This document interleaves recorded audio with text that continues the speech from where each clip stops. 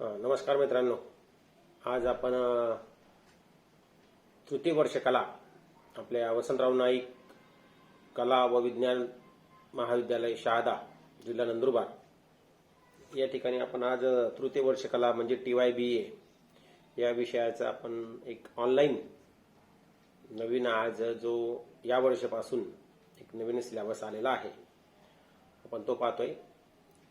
तर तुम्हाला स्क्रीनवर दिसत असेलच की TYBA सेमिस्टर 4 त्या ठिकाणी लिहिले विथ इफेक्ट फ्रॉम जून 2020.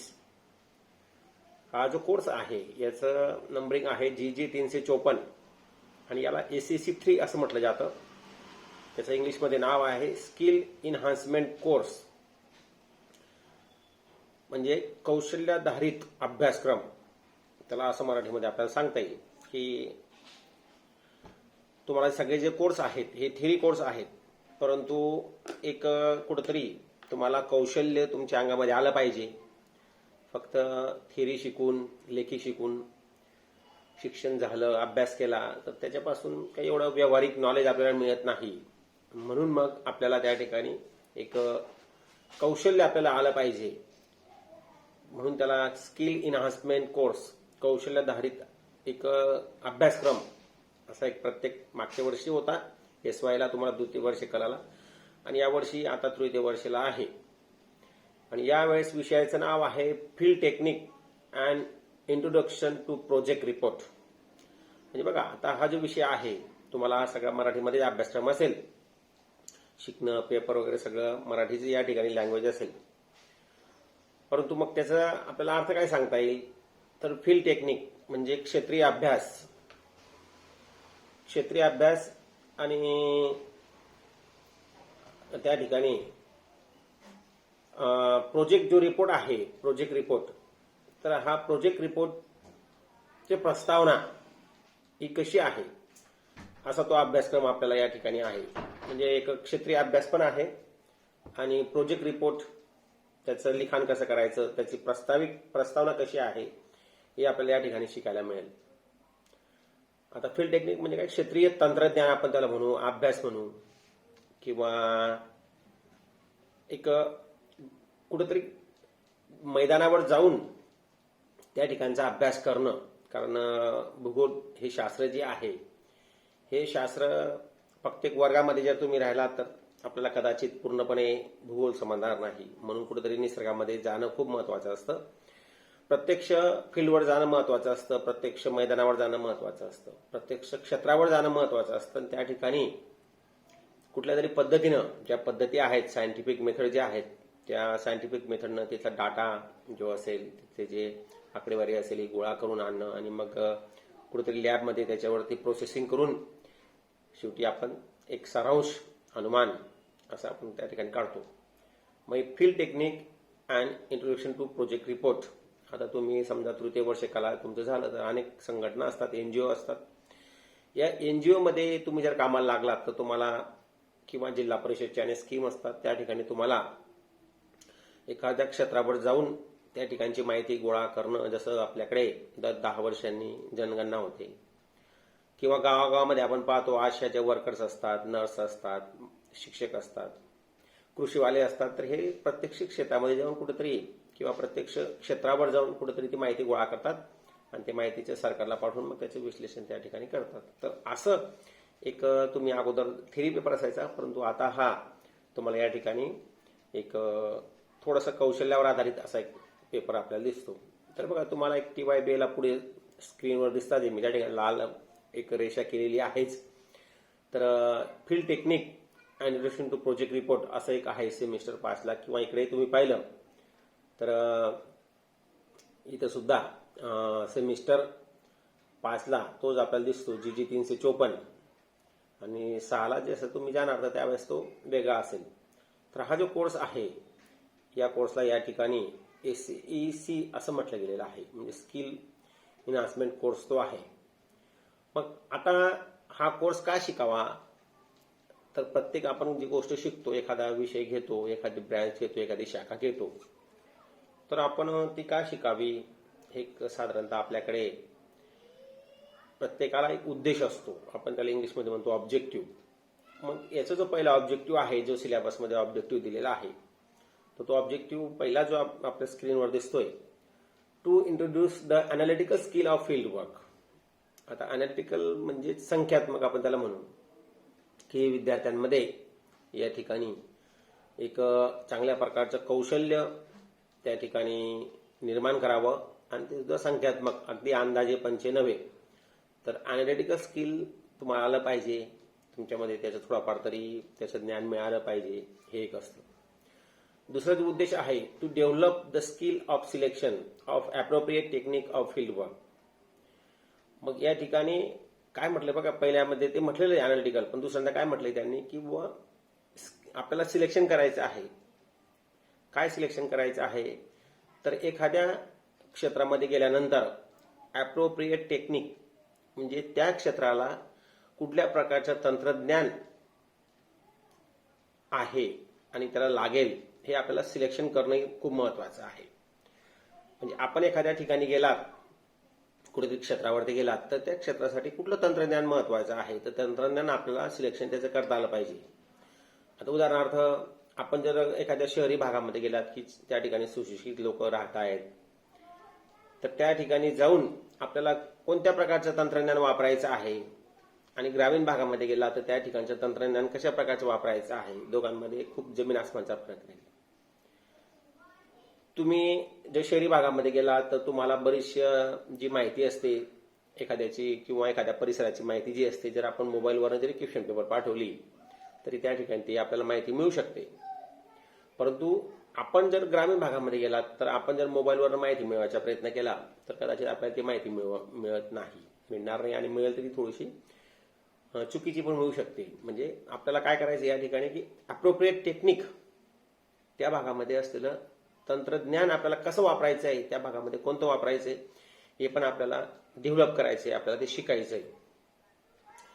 आणि तिसरा जो आहे, to enable the student of frame different types of questionnaires to conduct a field study. मग आता इथं असं आपल्याला पाहिजे की बस स्टुडंट जे आहे त्या स्टुडंटना काय करायचं आहे, की डिफरंट टाइप्स ऑफ क्वेश्चनरीज, क्वेश्चनरीचे अनेक प्रकार असतात. काही क्वेश्चनरी आपण पोस्टरने पाठवतो, काही आपण प्रत्यक्ष घेऊन जातो, काही मोबाईलने पाठवतो. आता आपण ऑनलाईनच्या वेळेस मी बऱ्याचशा वेळेस तुम्हाला गुगलवरनं तुम्हाला प्रश्न पाठवले, तुम्ही त्याची उत्तरं पाठवली, मला ते जीमेलने पण आलेत. मग अशी एक क्वेश्चनरी आपण करू शकतो. प्रत्यक्ष त्या ठिकाणी जाऊन आपण एखादी क्वेश्चनरी कागदावरती प्रत्यक्ष केल्यानंतर आपण तिथं क्वेश्चनरी करू शकतो. किंवा काय वेळेस मग तिथं माहिती भरावी लागते, काय वेळेस फक्त येस किंवा नो असतो. मग इथं काय म्हटलं त्यांनी, to enable the student to frame different types of questionnaires to conduct a field study. म्हणजे ज्या अनेक प्रकारच्या क्वेश्चनरी आहेत, तर त्या क्वेश्चनरी आपण फील्डवर गेल्यानंतर त्या कोणत्या कोणत्या प्रकारच्या असतील त्याचाही आपल्याला अभ्यास या ठिकाणी करायचा आहे. चौथा जो ऑब्जेक्टिव्ह आहे, to develop the analytical interpretation and report writing based upon the data collected during a field study. मग हा सगळ्यात शेवटचा महत्वाचा असा एक उद्देश या ठिकाणी आहे, की एखादं जे संशोधन असतं तर हे संशोधन फक्त थेरी अमुक ठिकाणी इतका पाऊस पडतो, जास्त पाऊस पडतो, कमी पाऊस पडतो, तर असं हे जास्त आणि कमी याच्यामध्ये तो त्या ठिकाणी संख्या लिहिलेली राहिली नसल्यामुळे आपल्याला तो कळत नाही की तो जास्त किंवा कमी म्हणजे काय नेमका. मग या ठिकाणी काय म्हटले त्यांनी, अनालिटिकल इंटरप्रिटेशन. बघा, संख्यात्मक इंटरप्रिटेशन आपल्याला द्यायचंय. संख्यात्मक इंटरप्रिटेशन दिलं तर त्याला व्हॅल्यू जास्त असते, ते सत्य जास्त राहतं, किंवा आपण त्याला म्हणू की ते एक प्रकारे चांगलं असतं. संशोधन रिसर्चमध्ये एक अनालिटिकल सर्व्हे जो असतो चांगला असतो, भरोशाचा असतो, आणि तो बराचसा खरा पण असतो. म्हणजे फक्त जास्त आणि कमी हा शब्द जो आहे, तर त्यापेक्षा प्रत्यक्ष अनालिटिकल इंटरप्रिटेशन आपल्याला करायचं आहे. आणि काय करायचे नंतर मग रिपोर्ट रायटिंग करायची आहे. कशावरनं करायची, आपण जो डाटा कलेक्टिंग करून आणलेला आहे फील्डवरनं, त्या फील्डवरून जो डाटा आपण कलेक्टिंग करून आणला, आपण त्याला काहीतरी फॉर्म्युला टाकून आपण त्याचा काहीतरी वापर केला आणि त्याच्यावरती संस्कार केलेत, आणि त्या संस्कारानुसार आपल्याला त्या ठिकाणी कोणती आकडेवारी मिळाली, ती कशी मिळाली, शेवटी रिझल्ट कसा आला, हे आपल्याला या ठिकाणी मांडायचं असतं. आणि ते आपण कुठं मांडतो, मग आपल्या फील्ड टेक्निकमध्ये मांडतो. फील्ड रिपोर्टमध्ये मांडतो आपण ते. मग असे सगळे ऑब्जेक्टिव्ह आहेत.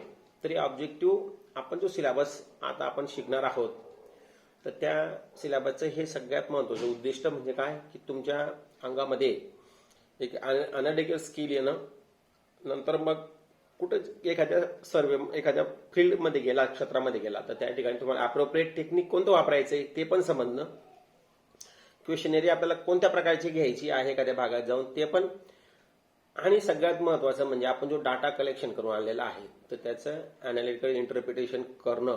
मग तो आपण ग्राफमध्ये मांडतो, काही वेळेस तो आपण बार ग्राफमध्ये घेतो, काही वेळेस लाईन ग्राफमध्ये असतो.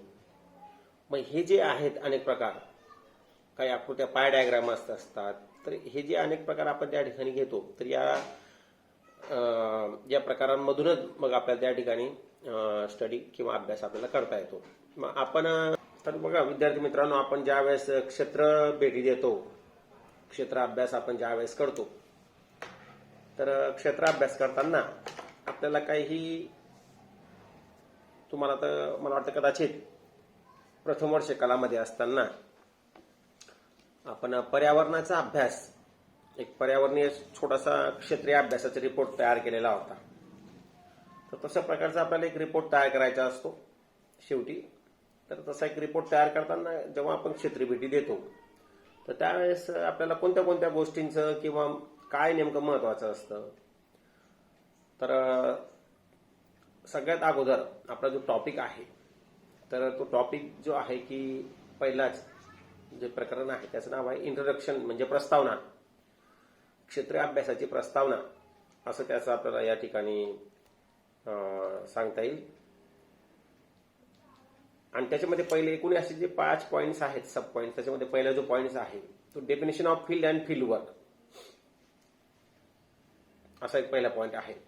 म्हणजे मग क्षेत्रीय अभ्यास याची व्याख्या काय, किंवा क्षेत्राचे अभ्यास काय, क्षेत्र कोणाला म्हटलं जातं, आणि क्षेत्रीय अभ्यास म्हणजे काय, दोघं बघा फरक आहे. Definition of field and field work.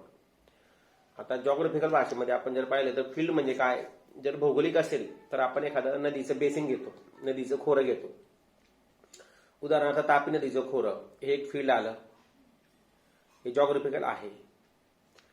किंवा मग 2 डोंगर रांगांचा मधला भाग असेल, किंवा एखाद्या सरदार सरोवराचं या ठिकाणी बुडी क्षेत्र असेल तर ते जॉग्राफिकल एरिया आला. मग असे काही एरिया असतात जॉग्राफिकल. तसं पॉलिटिकल एरिया पण असतो. आता पॉलिटिकल एरिया म्हणजे राजकीय एखादी सीमारेषा म्हणजे कोणती असेल, तर तालुका असेल, जिल्हा असतो, राज्य असतं. एखादं थोडंसं आपण त्याला म्हणू की सर्कल असतं 4-5 गावांचं, किंवा एखादं गाव असेल तर त्याला गावठाण पण असतं. मग हे झालं फील्ड, हे झालं या ठिकाणी फील्ड. फील्ड म्हणजे कसं झालंय ताई, याला बाउंड्री आहे, काहीतरी राजकीय बाउंड्री आहे त्याला. एखादी सीमारेषा जी आहे तर त्याला राजकीय सीमारेषा आपल्याला दिसते. तर फील्ड अनेक प्रकारचे असतात. त्याच्यामध्ये काही जॉग्राफिकल फील्ड असतात, काही पॉलिटिकल फील्ड सुद्धा असतात. जसं आपण म्हणू की हिमालयाचे क्षेत्र जे आहे, हिमालयाचे क्षेत्र म्हणजे जे जॉग्राफिकल फील्ड आलं. गंगेचं मैदान जॉग्राफिकल फील्ड आलं. पण ज्यावेळेस भारताची बाउंड्री आपण पाहतो तर ते आलं या ठिकाणी राजकीय क्षेत्र, एक त्याला सीमारेषा आहे. अशी डेफिनेशन आपल्याला फील्डची. आणि फील्ड वर्क, मग त्या ठिकाणी आपल्याला काम कसं करायचंय, कोणतं करायचं ते डेफिनेशन, हे पहिल्याच्यात आपल्याला शिकायचंय. दुसरा जो आहे तो role of field work in research. सगळ्यात महत्वाचा मला असं वाटतं की हा रिसर्च हा जो शब्द आहे, तर याच्यावर तुम्हाला समजेल की सर्च आणि रिसर्च. रिसर्च म्हणजे काय, की जे आहे ते शोधायचं आहे. सर्च म्हणजे संशोधन, आणि रिसर्च म्हणजे जे आहे ते शोधायचं आहे. मग एखाद्या क्षेत्रामध्ये ज्या समस्या आहेतच एखाद्या क्षेत्रामध्ये, तर ते समस्या आपल्याला शोधायच्या आहेत. त्याच्यावरती काहीतरी आपल्याला उपाय शोध द्यायचे आहेत, रेमेडीज द्यायचे आहेत. तर त्याला या ठिकाणी रिसर्च करणं महत्वाचं आहे. आहेत ते शोधणं. आपण काय अगदी नवीन या ठिकाणी नवीन याचं संशोधन करत नाही, तर आहे ते शोधणं आपल्याला साधारणतः या सोशल सायन्समध्ये असं एक असतं की याला रिसर्च म्हटलं जातं. मग सगळ्यात महत्वाचा काय असतो की या रिसर्च करताना फील्डवर्क जो आहे तर तो त्याचा आत्मा आहे, त्याचा सोल आहे. मग या आत्म्याचा रोल काय, या फील्डवर्कचा रोल काय आहे आपल्या रिसर्चमध्ये, हे पण आपल्याला या ठिकाणी शोधायचं आहे की फील्डवर्क जर आपण व्यवस्थित केलं तर शेवटी जे अनुमान निघेल तो पण एक चांगल्या प्रकारचा असेल. आणि तिसरा जो आहे व्हॅल्यूज आणि इथिक्स ऑफ फील्डवर्क, हा पण अगदी महत्वाचा आहे की संशोधन करताना इथिक्स असल्या पाहिजेत, बायस नको ते. नाही तर आपलं दुसऱ्याचं कोणाचं तरी गाव आहे आणि म्हणून मग आपण त्या ठिकाणी वेगळ्या प्रकारचं संशोधन करून आपण घर बसल्याच काहीतरी एखादं अनुमान काढावा, हे चुकीचं होऊन जातं. काही इथिक्स असतात आणि काही व्हॅल्यूज पण असतात, त्याला किमती असतात, किंवा एक शब्द त्याला वेगळा असेल, व्हॅल्यूज आणि इथिक्स असा एक शब्द वेगळा असेल, परंतु एक याच्यामध्ये असं आहे की बायसपणा नको एखाद्या क्षेत्राविषयी, एखाद्या भौगोलिक क्षेत्राविषयी, एखाद्या गावाविषयी. आणि चौथा जो पॉइंट आहे equipment and other things required for field work. मग याच्यामध्ये आपल्याला असं काय, आपल्याला साधनं जे आहेत फील्ड वर्क क्षेत्रीय अभ्यास करताना साधनं कोणती कोणती आणि आणखी कोणत्या अदर थिंग्स रिक्वायर्ड, म्हणजे अजून कोणत्या गोष्टीची आपल्याला गरज आहे. साधनं तर लागतीलच. साधनं कोणती लागतील तर वाहन लागेल, पेन, कागद, पेन्सिल येत आहेच. काही वेळेस आपल्याला एखादं इन्स्ट्रुमेंट असतं, डम्पी लेवल असतं, प्रिंटेबल सर्वे असतो. तर हे जे साधनं आहेत ते साधनं तर आपल्याला लागतीलच. आणि आपण इथं आल्यानंतर मग आपल्याला डाटा जर त्याचं टॅब्युलेशन करायचं असेल तर मग संगणक महत्वाचा आहे, कॉम्प्युटर लागेल, गणकयंत्र लागेल, कॅल्क्युलेटर लागतं. तर हे सगळे इक्विपमेंट्स आहेत. किंवा मग एखादा तुम्ही मेडिकल क्षेत्रामध्ये सर्वे करताय तर तुम्हाला मग त्यावेळेस मग सध्या आता कोरोना सुरू असल्यामुळे पीपीई किट पाहिजे. आपण कोरोनाचा समजा सर्वे करतोय तर त्यावेळेस सॅम्पलिंग पाहिजे आपल्याला की कसं सॅम्पल घेता येतं कोरोनाचं. स्वॅब आपण त्याला म्हणू, कशाचा स्वॅबचं आपल्याला त्या ठिकाणी सॅम्पल घ्यायचं असेल तर त्यावेळेस इक्विपमेंट कोणते लागतील. म्हणजे सर्वे फील्ड वर्कमध्ये आपण सर्वे कशाचा करतोय आणि त्या ठिकाणी लागणारे इक्विपमेंट्स कोणते आहेत ते आपल्याला माहिती असले पाहिजेत. आणि 5व्या नंबरचा जो आहे सब युनिट तर तो आहे आयडेंटिफाईंग द स्टडी एरिया. आपण ज्या ठिकाणी अभ्यास करतोय, अभ्यास क्षेत्र जे आहे, तर अभ्यास क्षेत्राचा आपण आयडेंटिफाय, ओळख असली पाहिजे. मग कोणते कोणते अभ्यास क्षेत्र असतात बघा, urban, rural, physical, human, environment. म्हणजे शहरी असेल, ग्रामीण असेल, प्राकृतिक असेल, मानवी असेल आणि पर्यावरणीय. मग असे जे आहेत, अर्बन म्हणजे शहरी क्षेत्र, रुरल म्हणजे ग्रामीण क्षेत्र असेल, फिजिकल म्हणजे एखादं प्राकृतिक क्षेत्र कुठेतरी असेल, ह्युमन म्हणजे मानवी असेल, इन्व्हायरमेंट असेल, पर्यावरणीय क्षेत्र असेल. तर असे जे आपल्याला क्षेत्रे जी आहेत, जो अभ्यास क्षेत्रे आहेत, तर त्याचं आपल्याला ओळख आली पाहिजे, ओळख करता आली पाहिजे. हे आपल्याला पहिल्या प्रकरणामध्ये आपल्याला सांगता येईल. दुसरं जे प्रकरण आहे टॉपिक नंबर 2 तर ते आहे कन्सेप्ट इन फील्ड वर्क. म्हणजे क्षेत्रीय अभ्यासाची संकल्पना कशी आहे हे पण आपल्याला दुसऱ्या प्रकरणाचं नाव आपल्याला दिसतं.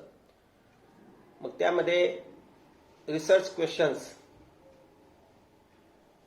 संशोधन करताना आपल्याला कोणते प्रश्न येत आहेत तर त्याची व्याख्या आपल्याला या ठिकाणी आहे.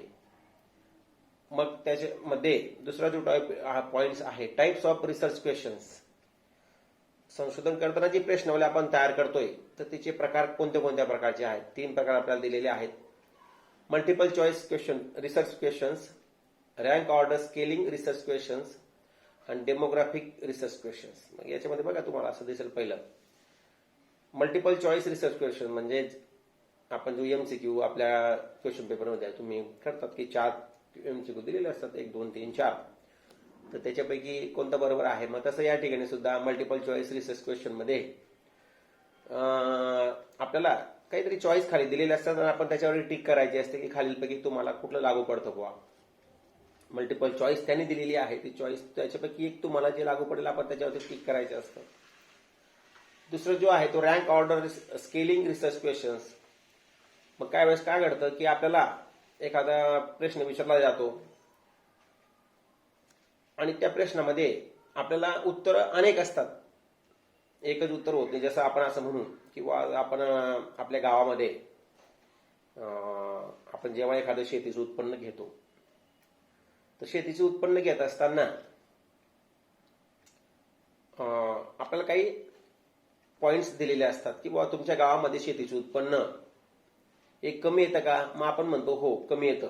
मग कमी काय येतं, मग त्या ठिकाणी पॉइंट्स दिलेले असतात. उदाहरणार्थ जमीन निकृष्ट प्रकारची आहे, पाण्याची असुविधा आहे, पाण्याच्या सुविधा म्हणजे जलसिंचन कमी आहे, खतांचा वेळेवर पुरवठा होत नाही असं आहे, निकृष्ट बियाणे आहेत, बँकेकडनं वेळेवरती आपल्याला वित्तीय पुरवठा होत नाही हे आहे, मजुरांची टंचाई असेल, रोगराई असेल.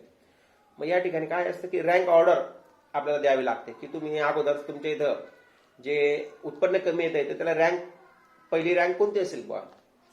मग आपण असं देतो पहिली रँक जी असेल तर जमीन बुवा निकृष्ट प्रकारची जमीन आहे आमच्या गावाला, ही पहिली रँक असेल. दुसरी रँक म्हणजे जलसिंचन.